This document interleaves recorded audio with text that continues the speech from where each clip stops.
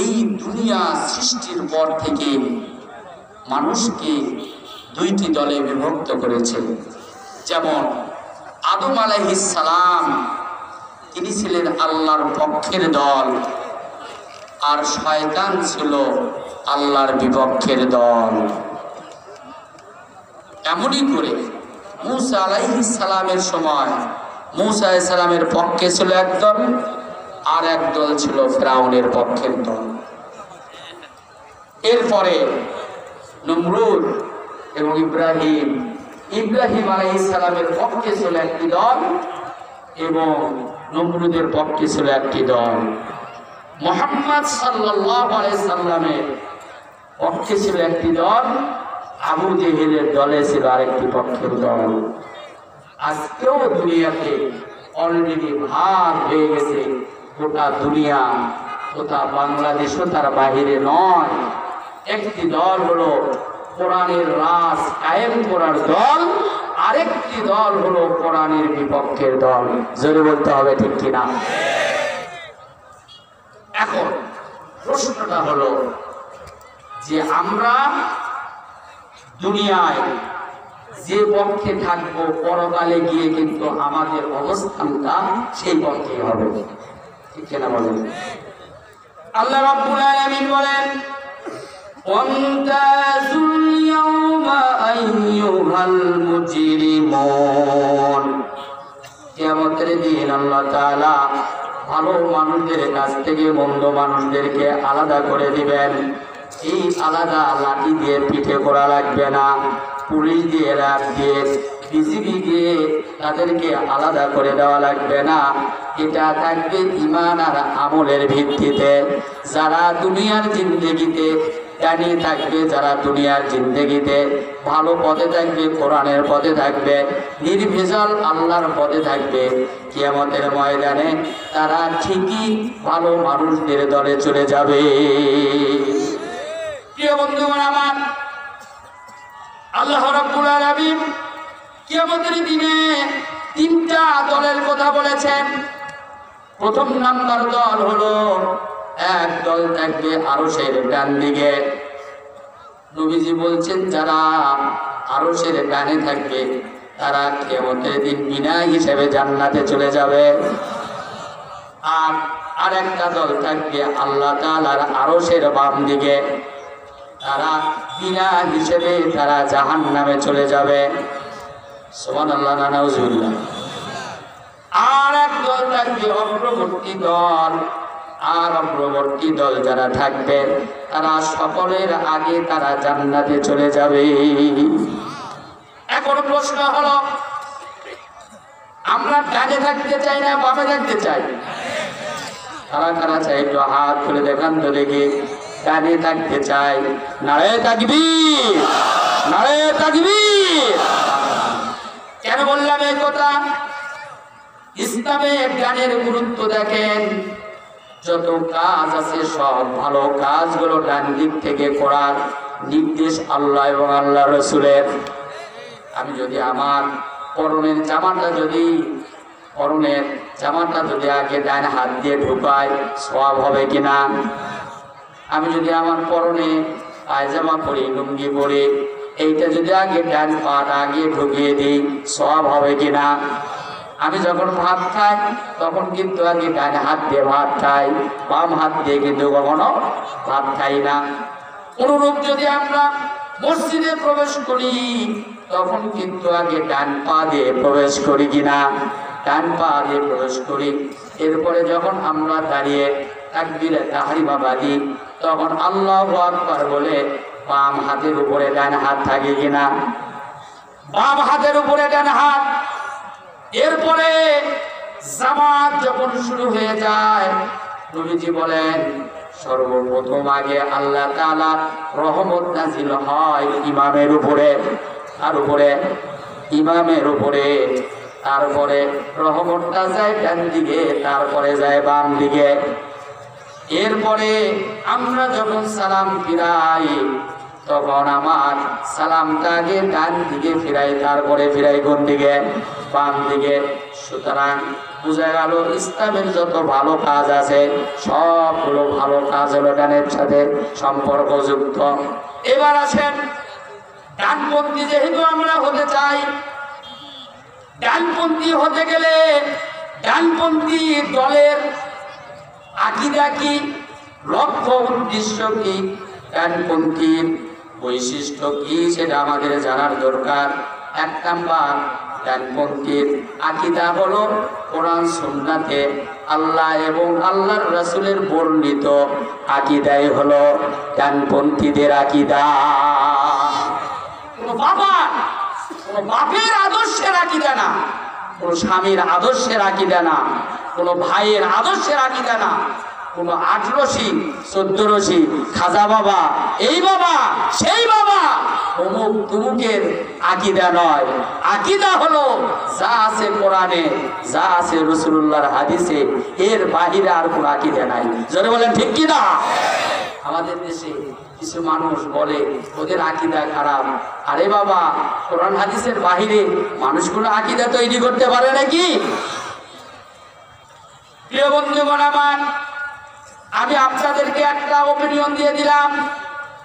যদি কোনো দলের সমর্থক হন, কোনো দলের যদি কর্মী হয়ে থাকেন, কোনো দলের যদি আপনি নেতা হয়ে থাকেন, কোনো দলের যদি আপনি সুদী হয়ে থাকেন, আপনি গিয়ে আগে বলবেন আপনার দলের নেতাকে, আমরা যে এতদিন ধরে দল করি বলেন তো দেখি আমাদের দলের আকীদা বিশ্বাসটা কি?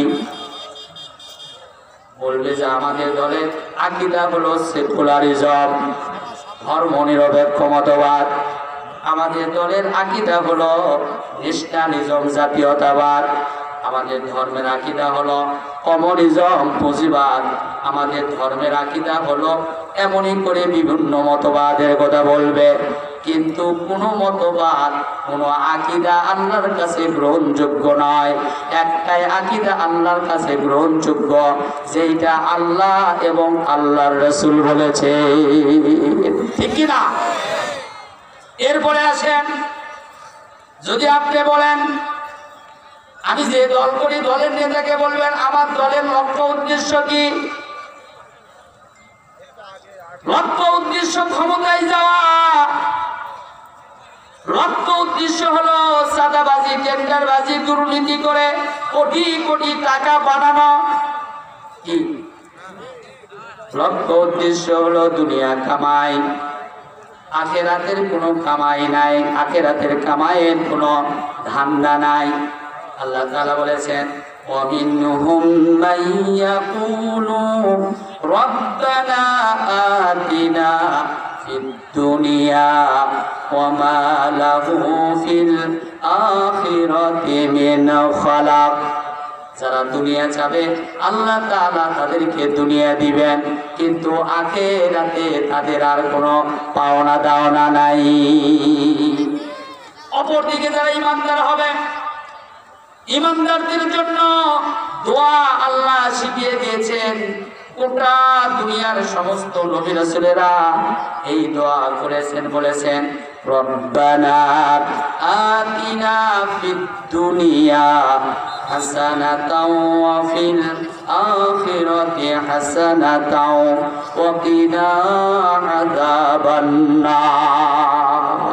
প্রিয় বন্ধুগণ আমার, ঈমানদারদের লক্ষ্য উদ্দেশ্য হলো তারা দুনিয়াতে আল্লাহর হাসানা চায়, কল্যাণ চায়, পরকালের হাসানা চায় এবং আল্লাহর জাহান্নাম থেকে তারা বাঁচতে চায়। প্রিয় বন্ধুগণ আমার, যুবক ভাইরা, মুরব্বী বাবাজিরা, হয়তো আমরা এখানে বিভিন্ন দলের ইসলামী দল হতে পারি, বস্তুবাদী দল হতে পারি, সেকুলারিজমের দল হতে পারে, ন্যাশনালিজম দলের কর্মী সমর্থক সুদী থাকতে পারেন। আমি আপনারে বলে গেলাম, প্রথম নাম্বার লক্ষ্য উদ্দেশ্য হলো ডানপন্থী দলের লক্ষ্য উদ্দেশ্য একটাই, সেইটা হলো আল্লাহর সন্তুষ্টি অর্জন। এটা ছাড়া আর কোন লক্ষ্য উদ্দেশ্য কি বলেন আছে? এই জন্যই তো যারা দুনিয়ার জীবনে ডানপন্থী হয়, আল্লাহ সন্তুষ্টির জন্য তারা আল্লাহর দেওয়া বিধানের বিধান মুখে লালন করে নেতার সামনে আল্লাহকে সাক্ষী রেখে তারা বায়াত গ্রহণ করে।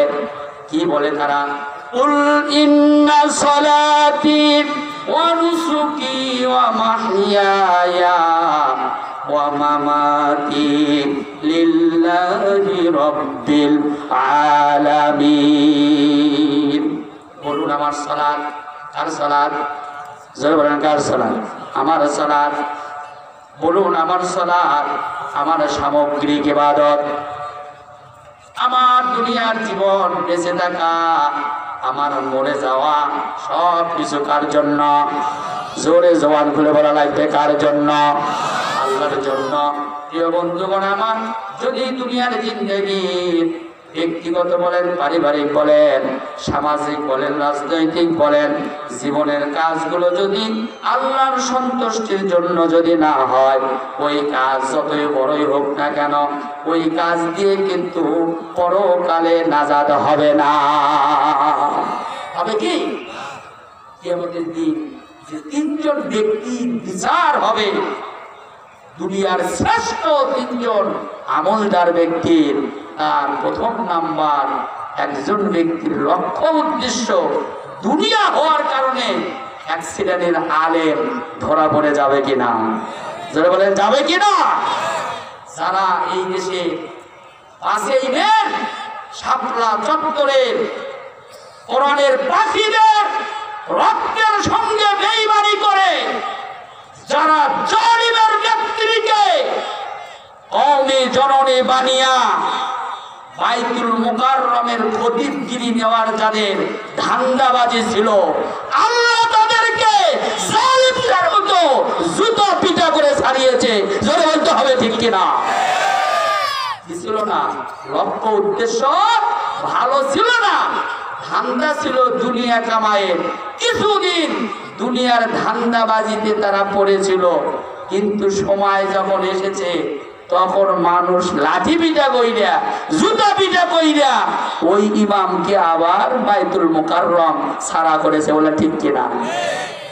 আলেমকে কি আল্লাহ জিজ্ঞেস করবেন না? এই দুনিয়ায় তুই এত বড় মুফাসসির ছিলি, এত বড় কোরআনের কারি ছিলি, বল তোর দুনিয়ার জীবনের লক্ষ্য উদ্দেশ্য কি? কি জন্য তুই এত বড় আলেম হয়েছিলি? কি জন্য তুই এত বড় মুফাসসির হয়েছিলি? এত বড় কারি হয়েছিলি কি জন্য? বল। যদি বলবে বান্দা বলবে আল্লাহ তোমার সন্তুষ্টির জন্য, বান্দার খবর কি আল্লাহ জানে না? কি পরিমাণ জানে? আল্লাহ বলছেন দেখেন, وَإِن تُبْدُوا مَا فِي أَنفُسِكُمْ أَوْ تُخْفُوهُ يُحَاسِبْكُم بِهِ اللَّهُ। আল্লাহ তাআলা বলেন, বান্দার মনের মধ্যে যেটা বুদবুদ করে, সব সময় ঝাপাঝাপি করতেছে, বান্দার ক্ষেত্রে আল্লাহ বলতেছেন, বান্দারে তোর মনের মধ্যে যেটা বুদবুদ করে তুই সেটা গোপন করিস আর প্রকাশ করিস, আমি আল্লাহ কিন্তু জানি।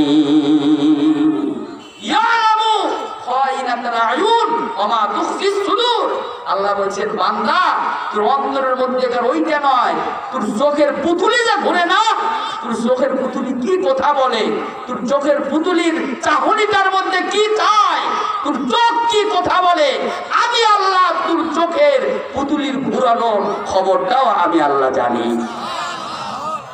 চিন্তা করতে পারেন আপনি? চিন্তা করতে পারেন আপনি? একজন ডাকাতি করার জন্য বাড়ি থেকে বের হয়েছে, জ্যোৎস্নার রাত, রাত্রিবেলায় গিয়ে একটা খেজুরের গাছের সাথে হেলান দিয়ে ও আকাশের দিকে তাকিয়ে ভাবতেছে ওর দোসররা, ওর সঙ্গ পাঙ্গরা কখন আসবে, এই জন্য ভাবতেছে। তো হঠাৎ করে দেখতেছে উনি যে গাছের সাথে হেলান দিয়ে আছে, এই গাছের সাথে হেলান দেওয়ার মাথাটা, খেজুর গাছের মাথাটা কিছু নেই, ভাঙ্গা খেজুরের গাছ, অর্থাৎ নষ্ট খেজুরের গাছ। আর ওই খেজুরের গাছের পাশে আরেকটা খেজুরের গাছ আছে, পাকা টস করতেছে খেজুরগুলো, ওই খেজুরগুলো দেখা যাচ্ছে। উনি লক্ষ্য করে দেখেন একটা পাখি ওই খেজুর গাছ থেকে উড়ে উড়ে বারবার এই ভাঙ্গা খেজুরের গাছে মাথা আর উপরে এসে পড়তেছে। লোকটার মনের মধ্যে একটা কিউরিসিটি জেগে গেছে, তার একটা মনের জানার একটা আগ্রহ জন্মেছে যে দেখি ঘটনা কি, এই জায়গায় পাখি উঠতেছে আবার উঠতেছে আবার যায় আবার উঠে কেন। টাকার গাছের উপরে উঠে দেখছে একটা বিশাল বড় সাপ হা করে আছে, আর ওই গাছ থেকে পাখি একটা করে খেজুর নিয়েছে ওই সাপের মুখের মধ্যে দিচ্ছে। সুবহানাল্লাহ। বাড়ি যাওয়ার সময় পকেটে করে নিয়ে যান, যায় সময় পেয়ে যান জোরে সুবহানাল্লাহ। সুবহানাল্লাহ কোথায় বলা লাগে তাও জানে না। আর হুজুরকে দেখেন লোক যে সালাম দিয়ে বলছে আসসালামু আলাইকুম ওয়া রাহমাতুল্লাহ, ওই হাতের মধ্যে হাত ঢুকিয়ে দিয়ে বলতেছে আল্লাহুম্মা ইন্নী আউযু বিকা মিনাল খুবসি ওয়াল খাবাইস। হুজুর বলছে আরে বললেন কি আপনি, এটা তো এই জায়গার দোয়া নয়, তা আপনি ল্যাট্রিন ঢুকাই দিলেন হাতের মধ্যে। হুজুর অনেক দোয়া জানি, তবে কোন জায়গায় কি বলা লাগে তা জানি না। মানুষকে জিজ্ঞাসা যদি করেন ভাই কেমন আছেন, বলবে ইনশাল্লাহ ভালো আছি, বলে কিনা এরকম। হাইরে মুসলমানের অবস্থা, কোথায় ইনশাল্লাহ, কোথায় আলহামদুলিল্লাহ, কোথায় সুবহানাল্লাহ, কোথায় আল্লাহু আকবার, এগুলো জানে না, কোথায় মাশাআল্লাহ এটা জানে না, কিন্তু জানে সরি বলতে, জানে গুড বাই বলতে, জানে গুড নাইট বলতে, জানে গুড বাই বলতে, এইগুলো পারে, কিন্তু ইসলামের সাথে সম্পর্ক নাই। প্রিয় ভাইরা আমার, তাহলে বলেন তো দেখি, এই সাপের মুখের মধ্যে যে একটা খেজুর দেওয়া লাগবে, এই সাপের কাছে, এই সাপের খবরটা কার কাছে আছে? জোরে বলেন কার কাছে আছে? আল্লাহর কাছে আছে। আল্লাহ তাআলা বলেন বান্দারে, দুনিয়ার এমন কোনো গাছের পাতা নাই যে গাছের পাতাটা পরে কিন্তু আমি আল্লাহ তাআলা আমার এলেমে নাই। আমি কিন্তু জানি কোন পাতা কোথায় বিচ্ছুরিত হচ্ছে, এটা দুনিয়ার কেউ জানে না, আমি জানি। আপনি লক্ষ্য করে দেখেন, একটা লাউ গাছের মোড়া একটা বিচি আপনি মাটির মধ্যে পুঁতে রেখে আসলেন, লাউ গাছের একটা কি বিচি, বিচির মধ্যে জীবন আছে? কিচ্ছুই নাই। মাটির মধ্যে পুঁতে রেখে আসলেন, বলেন তো দেখি কার ক্ষমতার কারণে, কার বাহাদুরির কারণে ওই লাউ গাছে এক সপ্তাহ পরে গিয়ে দেখতেছেন দুইটা মুখটা ফেটে গিয়ে দুইটা পাতা বের হয়ে গেছে? কি বলেন ঠিক কিনা? এরপরে কিছুদিন পরে গিয়ে দেখবেন একটা ডোকা হয়েছে, আবার দুইটা পাতা, একটা এগিয়ে চলতেছে সামনের দিকে, তারপরে তিনটা, তারপরে চারটা, তারপরে পাঁচটা, তারপরে কোনটা একেবারে জমি বিছিয়ে গেছে, তারপরে ফুল, তারপরে ফল। এই জায়গায় যে গাছের এই বিচির মাথাটা ফেটে দিয়ে দুইটা পাতা বের করে দেওয়া লাগবে, এই জায়গায় খবরটা কোন মালিক রেখেছেন, তার নাম কি? প্রিয় বন্ধুগণ আমার, তাহলে কি বলতেছিলাম, আলেম যদি বলে আল্লাহ তাআলা আমি তোমার সন্তুষ্টির জন্য করছিলাম, আল্লাহ কি জানে না ওই বাইতুল মুকাররমের খতিবগিরি নেওয়ার জন্য শেখ হাসিনাকে বলছে তুই কওমি জননী, এটাকে আল্লাহ জানে না? কি জানেন? প্রিয় বন্ধুগণ আমার, পালাম বাউরা নামেও কিন্তু একজন মুস্তাবাজুদ দাওয়া কিন্তু একজন লোক ছিল, সেই লোকটারও পরিণতি কিন্তু ভালো হয় নাই। আল্লাহ দুনিয়াতে বেইজ্জতি করে ছাড়ছেন। প্রিয় বন্ধুগণ আমার, আলেম হইল কিন্তু দুনিয়া কামায়ের ধান্দা করল, ইমামতি টিকে রাখার জন্য, মসজিদের ইমামতি টিকে রাখার জন্য। এখন দেখবেন 16 বছর আগে যারা আমাদেরকে সালাম দিতে ভয় পাইত, যারা আমাদের গাড়ির পিছনে উঠতে ভয় পাইত, যারা আমাদের সঙ্গে চলতে ভয় পাইত, এখন সালাম নিতে না চাইল সামনের দিকে এসে বলে আসসালামু আলাইকুম, হুজুর কেমন আছেন? কি করেন? প্রিয় বন্ধুগণ আমার, কিন্তু তার আগেই যদি বলতাম ভাই একটু প্রোগ্রাম আছে আসেন বসেন, বলে হুজুর দিনকাল ভালো নয়, আমার একেবারে ছেলে মেয়ে নাই, এই মসজিদের ইমামতি করে খাই, যদি আপনাদের সাথে যাই ভাই যান, আসি আপনাদের সাথে, কিন্তু ইমামতিটা চলে যাবে। কি করেন? জীবনটা বাজি রাখার ইমান ছিল না, আল্লাহর প্রতি তাওয়াক্কুলের ঈমান ছিল না। প্রিয় বন্ধুগণ আমার, দুনিয়ার জিন্দেগি গাড়ির চাকা কিন্তু একভাবেই চলবে না, গাড়ির চাকা কিন্তু রুলিং হয়, চলতে থাকে, চতুর্দিকে কিন্তু চাকা ঘুরে। আপনি সূরা ইনশিরাহ পড়ে দেখেন, ইন্না মাআল উসরি ইসরা ফা ইন্না মাআল উসরি ইসরা। দুইবার কেন বললেন? কেন অস্বস্তির সাথে, কেন কষ্টের সাথে স্বস্তি আছে, অতঃপর কেন স্বস্তির সাথে কষ্টের সাথে স্বস্তি আছে? তার মানে হলো একজন ব্যক্তি আজীবন কষ্টে থাকবে না। প্রিয় বন্ধুগণ আমার, দ্বিতীয় নাম্বার ধরে নিয়ে আসবে শহীদ। আপনারা শুনেন না, আল্লামা সাঈদী সাহেব বলতেন আমাদের দেশে হিন্দুও শহীদ হয়। কি শহীদ অত বড় বাপের বাড়ির জিনিস না, মামু বাড়ির বারান্দার জিনিস নয়। শহীদ কারে বলে? 13টি বছর জেলখানায় আবদ্ধ থাকার পর তারপরেও যারা আল্লাহর সন্তুষ্টিতে হাসে তাকে মেরে ফেলে দেওয়া হয়েছে। শহীদ কারে বলে? একটা বার তাকায় দেখো, ঠিক কি না? জাতি দেখেছে। হাসির আগেও যারা বলে আমাদের কতক্ষণ সময় আছে, বলে 1 ঘন্টা, বলে একটু ঘুম পারেনি। চিন্তা করতে পারেন আপনি? ঈমান কারে বলে চিন্তা করা যায়? আচ্ছা, যারা সামনে বসে আছেন, জেল খেটেছেন, কারা কারা একটু হাত তোলেন। তাকায় দেখেন, যারা জেল খাটেননি আর যারা খাটছে, মাইন্ড করেন না। একটা কথা বোঝার জন্য বলছি। কেন বললাম জানেন? ওই যে হাদিসটা খুব আমরা শুনি, যার দুনিয়া সিজনুল মুমিন ওয়া জান্নাতুল কাফির, এটা খুব বলি যে দুনিয়া ইমানদারের জন্য জেলখানা আর কাফেরদের জন্য জান্নাত। কথাটা একবারে it is easy to say but difficult to do.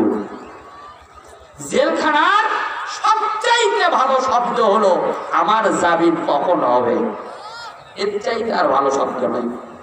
খেতে বসেছেন, একজন এসে ডাকতেছে, আব্দুল কুদ্দুস অমুক জায়গায় বাড়ি, ভাত খাওয়া বাদ দেও, মারবে দৌড়। দেখা করার জন্য আগে, তার মানে কে যে দেখা করার জন্য আসছে, ওর যে মনের মধ্যে কতটা প্রশান্তি, এসে জিজ্ঞেস করতেছে, ভাই কি খবর, জামিনের কোনো খবর টবর আছে কি? কন অপর দিকে যখন জামিন হয়ে যায়, তখন নিজের জামা কাপড়গুলো ব্যাগে উঠানোর আর চিন্তা থাকে না। ও বলতেছে, ভাই লুঙ্গিটা রাখে না, ভাই রেখে গেল। ও বলতেছে, ভাই আপনার অমুক জিনিসটা রেখে যান, রেখে গেলাম। কারণ ও খালি বের হয়ে যেতে পারলেই ভালো। এইরকম করে একটা লোক যদি 12 বছর, 7 বছর, 8 বছর, 10 বছর জেলখানার মধ্যে, আরেকটা জেল আছে তার নাম হলো সেল, জেলের মধ্যে আরেকটা জেল আছে তার নাম হলো সেল। এই সেলের মধ্যে যদি 10 বছর 8 বছর থাকার পরে যদি শোনানো হয় আপনার আর 1 ঘন্টা পর আপনার ফাঁসি হবে, লোকটা যদি বলে আলহামদুলিল্লাহ, আপনি আল্লাহর ওলি দেখার জন্য আপনি কি সিলে শাহজালালের মাজারে যাওয়া লাগবে নাকি আপনার? আরে ভাই, আমাদের ইমানে তো ভোতরা, ইমান কাটে না, মরছে পড়ে গেছে, চোখ দেখে না, যার কারণে চোখে ছানি পড়ে গেছে। ওই জন্য কে আল্লাহর ওলি আর কে আল্লাহর ওলি নয়, কোনটা সঠিক আর কোনটা ব্যাঠিক ভুলে গেছি। শুধু নিজেদের নামাজ, রোজা, হজ, যাকাত, টুপি, দাড়ি, জুব্ব নিয়েই পড়ে আছি। জোরে বলেন ঠিক কিনা? প্রিয় বন্ধুগণ আমার, আল্লাহ তাআলা শহীদকে ডাক দিয়ে বলবেন, শহীদ রে, দুনিয়া জিন্দেগিতে তুই কেন শহীদ হয়েছিলি? বলবে, আল্লাহ তোমার সন্তুষ্টি অর্জনের জন্য। আল্লাহ তাআলা যদি বলেন, দুনিয়াতে শহীদ হয়েছিলি, তুই বড় বীর ছিলে, বড় বাহাদুর ছিলে, দুনিয়ার মানুষ তোমারে বড় বীর বলবে, যার কারণে দুনিয়ায় তোমার যে খেতাব পাওয়ার দরকার তুমি পেয়ে গেছো, আমার কাছে আর কিছুই নাই, যার কারণে তার ভাগ্যে জান্নাত হবে না, বলবে জাহান্নামে নিয়ে যাও। 3 নাম্বার হলো দানশীল। দানশীলকে আল্লাহ তাআলা বলবেন, বান্দারে, আমি তোমারে তো অনেক টাকার মালিক বানিয়েছিলাম, বলো দেখি দুনিয়াতে তুমি কেন এত দান করতে, একটু বলো। বান্দা বলবে, রব্বুল আলামিন, আমি দুনিয়ায় দান করেছি তোমার সন্তুষ্টি অর্জনের জন্য, টাকা দিয়েছিলে, পয়সা দিয়েছিলে। আল্লাহ তাআলা বলবেন, বান্দা না, দান এই জন্য করেছিস, দুনিয়ার জিন্দেগিতে মানুষ তোমারে বড় দানবীর বলবে। একটা হাদিস শুনে নেন সাথে, আদম ইবনে আদম হাত্তা ইসালওয়ান 50, 5টা প্রশ্নের জবাব না দেওয়া পর্যন্ত কোন আদম সন্তানকে এক কদম নড়তে দেওয়া হবে না। তার মধ্যে একটার মধ্যে 2টা প্রশ্ন, তুমি কিভাবে টাকা ইনকাম করেছিলে আর তুমি ব্যয় করেছিলে কোন খাতে? আছে কিনা? জোরমান আছে কিনা? আছে। এখন আপনি টাকার মালিক হয়েছেন, কোটি টাকার মালিক হন, কিন্তু কোটি টাকা মালিক হওয়ার ব্যাপারে বৈধতা লাগবে, হালাল হওয়া লাগবে। টাকার মধ্যে যেন ইয়াবার ব্যবসার টাকা না থাকে, টাকার মধ্যে যেন টিয়ার কাবিকার চাল ডাল বিক্রি করার যেন টাকা না থাকে, টাকার মধ্যে যেন শেখ হাসিনার পিয়নের মতো যেন 400 কোটি টাকার মালিক না হও, আর ভূমি মন্ত্রীর মতো 360টা বাড়ির মালিক না হও। তুমি যত টাকার মালিক হইছো, আল্লাহ তাআলা আমাদের কোটিপতি হতে নিষেধ করে নাই, কিন্তু আল্লাহ তাআলা দেখবেন, ধরবেন, বান্দা তুই এত টাকার মালিক হইছিলি কিভাবে, আগে সেইটা বলে যা। এত সহজ নয়। আচ্ছা হইলাম আমি বৈধ কোটি টাকার মালিক, কিন্তু প্রতিদিন আমি বগুড়া গিয়ে মদ পান করি, ঢাকায় গিয়ে আমি কোয়ার্টারে রাত কাটাই, চলবে নাকি? জোরে বলেন চলবে না? গিয়ে টাকা হালাল কিন্তু ব্যয়ের খাতটা হারাম, চলবে? চলবে না। আবার টাকা হারাম কিন্তু ব্যয়ের খাতটা হালাল, চলবে? যে ব্যক্তির হারাম টাকা আল্লাহর রাস্তায় দিয়ে সওয়াবের ধান্দা করে, ওই ব্যক্তির গুনাহ হলো ডবল গুনাহ। কয়টা গুনাহ? ডবল গুনাহ। একটা হলো হারাম টাকা আর একটা হলো সওয়াব, এই জন্য ডবল গুনাহ হয়ে গেছে ওই জায়গায়। প্রিয় বন্ধুগণ আমার, এই জন্য ভালো করে বুঝে লাগবে রে বন্ধু, আমি যদি দান করি, এই দানটা যেন হালাল টাকায় হয়।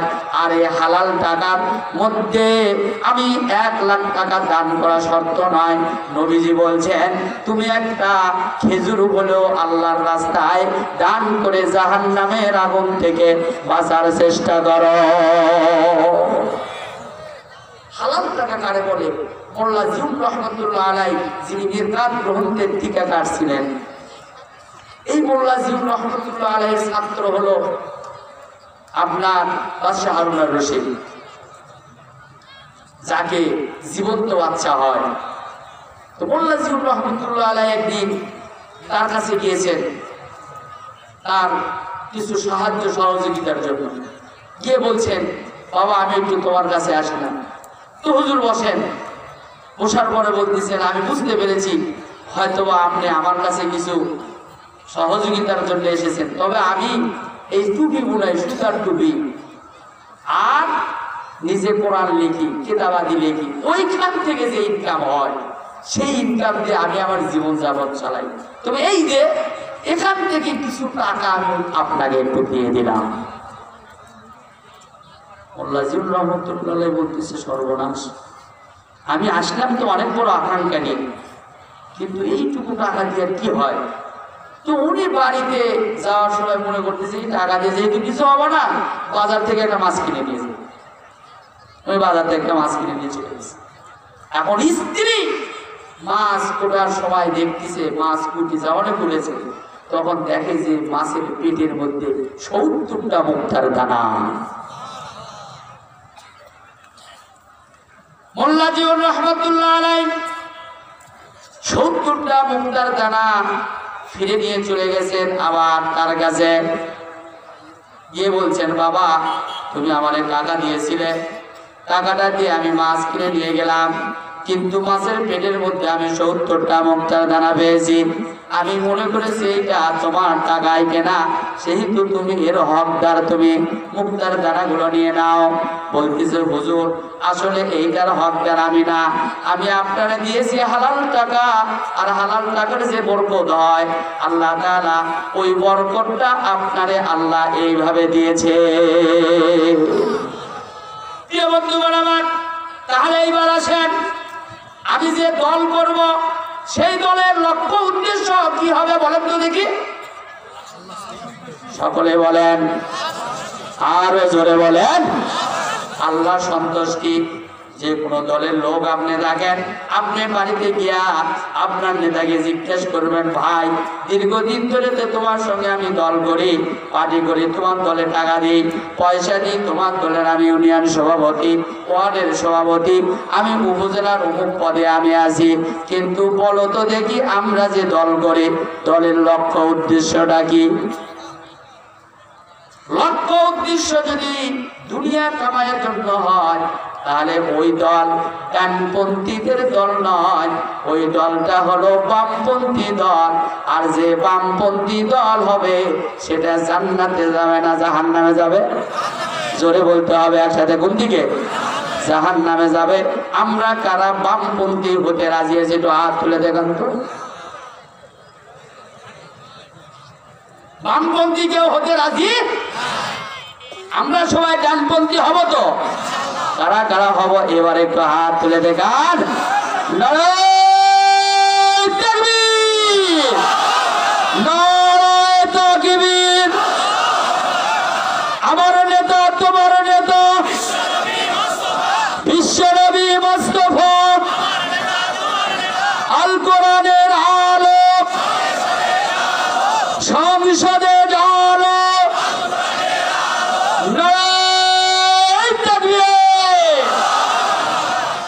কিছুদিন আগে আমাদের এক নেতা বলতেছে, বলে হুজুররা আওয়াজ করে বলে যে ভোট দিলে নাকি সওয়াব হয়, ভোট নাকি সওয়াবের কাজ। তো ভোট যদি সওয়াবের কাজ হয়, তাহলে আমার নেতাও তো মসজিদ মাদ্রাসা অনেক করেছে, অতএব আমার নেতারও যদি কেউ 100 বার নাম নেয়, তাহলে আমি বিশ্বাস করি উনিও জান্নাতে যাবে। বলে সুবহানাল্লাহ। কি করবেন? সুবহানাল্লাহ না নাউজুবিল্লাহ? জোরে নাউজুবিল্লাহ। আমি বললাম, ভাই মাথা খারাপ হইলে খুবই খারাপ, কারণ যার দিক ভুল হয় জীবনেও আপনার বিশ্বাস করার পারবেন না। পশ্চিম দিক করে বলবেন যে এটা পশ্চিম, অপূর্ব দিক হয়ে বলবেন যে এটাই পশ্চিম। ঠিক কিনা? প্রিয় বন্ধুগণ আমার, এইবার আছেন ডানপন্থীদের জন্য। এইবার ডানপন্থীদের প্রথম বৈশিষ্ট্য হলো কি? তাদের প্রথম বৈশিষ্ট্য হলো মানুষকে ডাকবে তারা বিপ্লবী কালেমার দাওয়াতের মাধ্যমে। কিসের মাধ্যমে? বিপ্লবী কালেমা। কালেমা জানেন কিনা? পড়েন, লা ইলাহা ইল্লাল্লাহু মুহাম্মাদুর রাসূলুল্লাহ, বলি সাল্লাল্লাহু আলাইহি ওয়াসাল্লাম। প্রিয় বন্ধুগণ আমার, এই কালেমার মধ্যে 3টা জিনিস আছে। কয়টা? জোরে বলেন, কয়টা? 3টা জিনিস আছে। এক নাম্বার, প্রথম নাম্বার যেটা আছে, প্রথম নাম্বার হলো কালেমা। এইবার মধ্যে প্রথম নাম্বার বক্তব্য হলো একজন ব্যক্তিকে আল্লাহর দাসত্ব আর রাসূলের আদর্শের আনুগত্য করার জন্য আহ্বান জানায়। আর দাসত্ব, জোরে বলেন, কার দাসত্ব? কোন জায়গায়? জোরে বলেন, কোন জায়গায়? জীবনের সব জায়গায়। বলেন, কোন জায়গায়? জীবনের সব জায়গায়। সব জায়গায় দাসত্ব এবং গোলামি চলবে কার? আশ্চর্য হয়ে যাবেন আপনি। একজন লোক এই কোরআন দিয়ে, কোরআনের বিধান দিয়ে সালাত আদায় করে, এই কোরআনের বিধান দিয়া রোজা আদায় করে, এই কোরআনের বিধান দিয়ে যাকাত দেয়, এই কোরআনের বিধান অনুসারে হজ করে, মাথায় টুপি রাখছে, মুখে দাঁড়িয়ে আছে, জুব্বা আছে, প্রথম কাতারে নামাজ পড়ে। কিন্তু লোকটাকে যখন বলবেন, ভাইজান আসেন তো দেখি কোরআনের রাজনীতির দিকে আসেন, আল্লাহর দলের রাজনীতির দিকে আসেন, ডানপন্থীদের রাজনীতিতে আসেন, তখন বলবে আমরা ওইগুলো রাজনীতি বুঝি না। কি বলেন? আচ্ছা, মোবাইলের নাম্বার কয়টা? 11। সঠিক নাম্বারে কল দেওয়ার জন্য কয়টা নাম্বার ঠিক হওয়া লাগবে? বলেন, 11।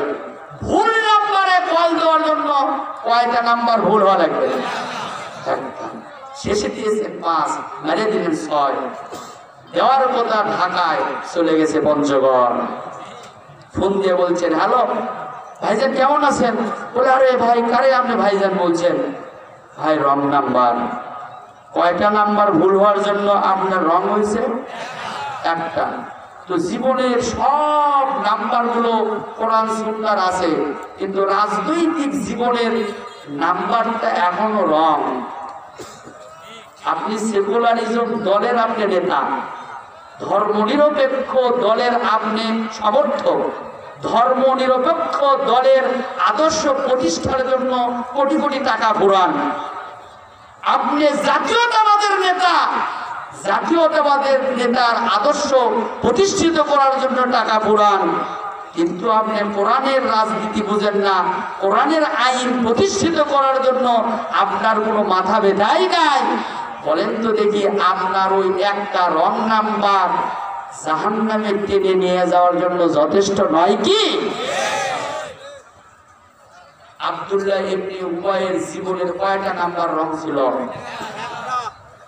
রাসূলুল্লাহর সিদ্ধান্তের সাথে, আল্লাহর সিদ্ধান্তের সাথে এক উহুদের ময়দান ছাড়া তার কি টুপি দাড়ি জুব্বতে কোনো ঘাটতি ছিল? রাসূলুল্লাহর কাছেই বসতেন, রাসূলুল্লাহর কাছেই বসতেন। রাসূলুল্লাহ যদি কোনো বক্তব্য দিতেন তাহলে উনি আগে ঝাঁপিয়ে উঠতেন, বলতেন ঠিক। কিন্তু এই লোকটাই আবার উহুদের ময়দানে গিয়ে রাসূলুল্লাহর সাথে এই জায়গায় একমত হতে পারেনি, যার কারণে ৩০০ জনকে ভেঙে নিয়ে চলে গেছে। বলেন তো দেখি, রাসূলুল্লাহর সাহাবী, সন্তান সাহাবী, তার দাড়ি টুপি জুব্বা তারে কি জাহান্নাম থেকে বাঁচাতে পারলো? চিন্তা করা যায়। নিজে রাসূলুল্লাহ জুব্বা দিয়ে তার জানাজা নবীজি নিজে পড়েছিলেন, তারপরেও মাগফিরাত হয়নি। যদি না হয়ে থাকে, আজকে সিদ্ধান্ত নিতে হবে আমার জীবনের রাজনৈতিক অঙ্গনের যে কোরআন বিরোধী রং নাম্বার আছে, আমি আজকে থেকে সিদ্ধান্ত নিতে পারি, আজকে থেকে সিদ্ধান্ত নিলাম আমার জীবনের রাজনৈতিক জীবনের রং নাম্বারটা ঠিক করে আমি যেন আল্লাহর জান্নাতে যেতে পারি। রাজি আছেন তো ইনশাল্লাহ? রাজি আছেন তো ইনশাল্লাহ? কারা কারা রাজি আছেন একটু হাত তুলে দেখান তো দেখি। দেখেন তো আশেপাশে কে তুলে নি, দেখেন তো একটু, দেখেন দেখেন। নারায়ে তাকবীর, আল কোরআনের আলো সংসদে জ্বলে, নারায়ে তাকবীর। হাত নামান, একটু জিকির করেন সুবহানাল্লাহ আলহামদুলিল্লাহ লা ইলাহা ইল্লাল্লাহ।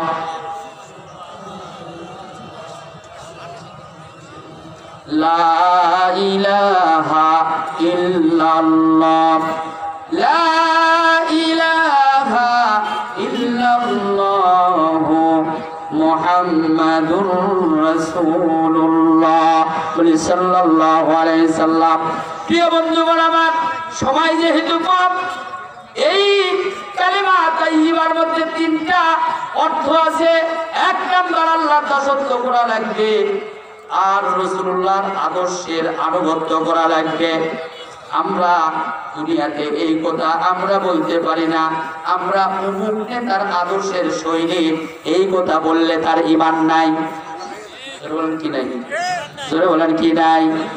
বুঝেন নাই? যদি কোনো ব্যক্তি দুনিয়ার জিন্দেগিতে বলে আমরা কারো বাপের আদর্শের সৈনিক, কারো স্বামীর আদর্শের সৈনিক, কারো ভাইয়ের আদর্শের সৈনিক, এই কথা বললে তার ঈমান চলে গেছে। জোরে বলেন কি চলে গেছে? আরে জোরে বলেন কি চলে গেছে? বাড়িতে গেলে যাবে না, এখনই গেছে, এখনই চলে গেছে। কেন বললাম? কারণ হলো একমাত্র আদর্শ, যে আদর্শ মানুষকে জান্নাতে নিয়ে যেতে পারে। মান আহাব্বা সুন্নতি ফাকাদ আহাব্বানি ওয়া মান আহাব্বানি কানা মাই ফিল জান্নাহ। একমাত্র শুধুমাত্র রাসূলুল্লাহর আদর্শ, যে ব্যক্তি রাসূলুল্লাহর আদর্শকে ভালোবাসলো সে যেন রাসূলকেই ভালোবাসলো, আর যে ব্যক্তি রাসূলুল্লাহকে ভালোবাসবে ওই ব্যক্তির সঙ্গে, নবীজির সঙ্গে ওই ব্যক্তিটা একই জান্নাতে থাকবে। প্রিয় বন্ধুগণ আমার, 2 নাম্বার হলো কালিমা তাইয়্যিবার দ্বিতীয় নাম্বার কথা হলো কথা এবং কাজের গরমিল পরিহার করা লাগবে। কি করা লাগবে? সকালবেলা একরকম, বৈকালে একরকম, রাত্রিবেলা একরকম, এইগুলো করা যাবে না। কথা এবং কাজের গরমিল পরিহার করিয়া খাঁটি পূর্ণ মুসলমান হওয়া লাগবে।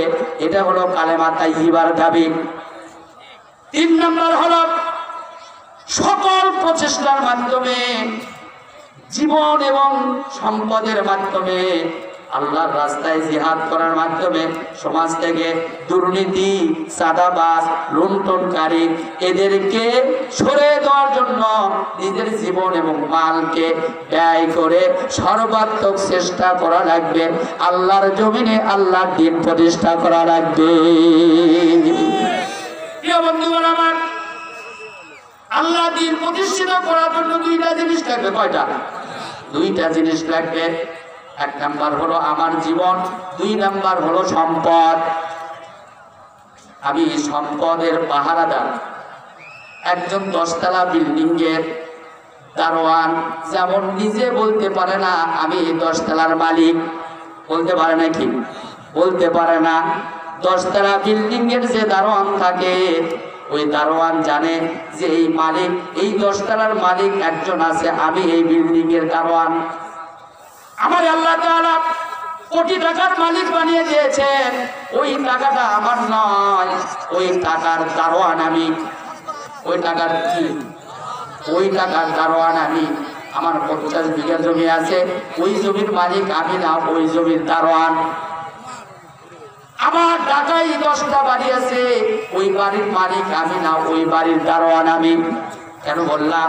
এই জন্য বললাম, ওই যে টাকার উপরে লেখা আছে চাহিবা মাত্র বাহনকে দিতে বাধ্য থাকিবে। ইমানদাররা জানে আমি আমার জীবন এবং সম্পদ আগেই বিক্রি করে দিয়েছি। জীবন এবং সম্পদ কি করেছি? আগেই বিক্রি করে দিয়েছি। বিক্রিত জিনিসের প্রতি বিক্রেতার কোনো দাবি আছে নাকি? জোরে বলে দাবি আছে নাকি?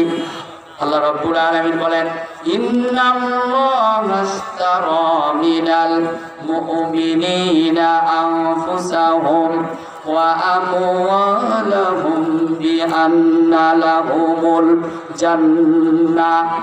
আল্লাহ তাআলা ঈমানদারদের কাছ থেকে জীবন এবং সম্পদ আগেই কিনে নিয়েছেন।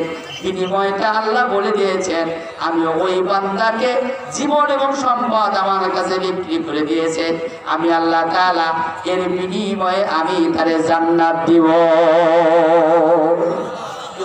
আমার আসুন, আজকের এই মাহফিলের এত বিশাল বড় আয়োজন একটা মসজিদের জন্য। আজকের এই মাহফিলের যারা অতিথি আছেন, মঞ্চে যারা বিশেষ অতিথি, প্রধান অতিথি, যারা আজকের এই আমন্ত্রিত অতিথিবৃন্দ যারা আছেন, আজকের এই